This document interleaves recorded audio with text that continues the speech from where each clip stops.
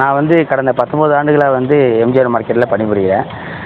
இப்போ வந்து ஒரு ஒரு 1 1/2 வருஷத்துக்கு முன்னாடி வந்து செந்தில் பாலாஜி சார் அவர் வந்து மார்க்கெட்டை வந்து மேம்படுத்துறதுக்காக திட்டம் ஒதுக்கி பணம்லாம் ஒதுக்கியிருந்தாங்க. அதில் ஒரு பகுதியில் வந்து வேலை பார்த்து மேடான பகுதியாக வேலை பார்த்து முடிச்சுட்டாங்க. இன்னொரு பகுதியில் பாதி பகுதியில் வந்து பள்ளமாக மாட்டிக்கிச்சுங்க. அதில் இந்த பள்ளமான பகுதியில் என்ன ஆயிடுச்சுன்னா, மழை நீர் அதிகமாகறதுனால இப்போ இந்த ஒரு 2 மாதமாகவே ரொம்ப ப்ராப்ளமாக இருக்குங்க சார். ஃபுல்லாக வந்து தண்ணி ஃபுல்லாக வந்து ஏறிடுச்சு. என்ன ப்ராப்ளம்னே தெரியல. டிச்சு தண்ணியெல்லாம் வந்து இந்த 2 மாதம் வந்து ரொம்ப வருது. ரொம்ப வரதுனால இதனால் வந்து காய்கறியெல்லாம் வந்து ரொம்ப சேதமடையுது.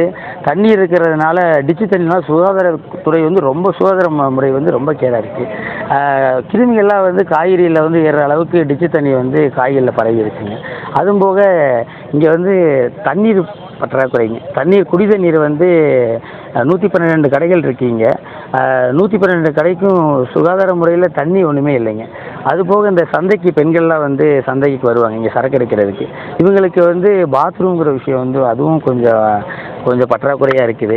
அதோட மெயினான விஷயம் என்னன்னா, எங்களுக்கு வந்து தண்ணி தேங்குறதுனால எங்கள் பொருளெல்லாம் பாதுகாத்து வைக்கவே முடிய மாட்டேங்குதுங்க.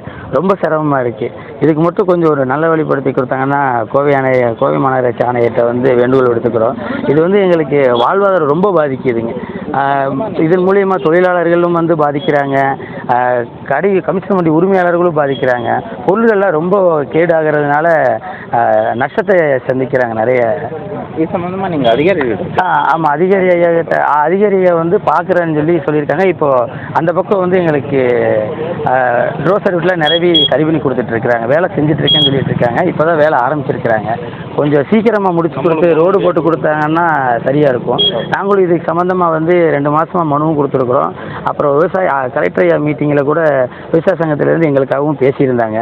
இது கொஞ்சம் கோவை மாநகராட்சிக்கும் அரசுக்கும் கொஞ்சம் இதன் வாயிலாக வந்து சீக்கிரம் பண்ணி கொடுக்கணும்னு கேட்டுக்கிறோங்க. ரொம்ப நன்றிங்க.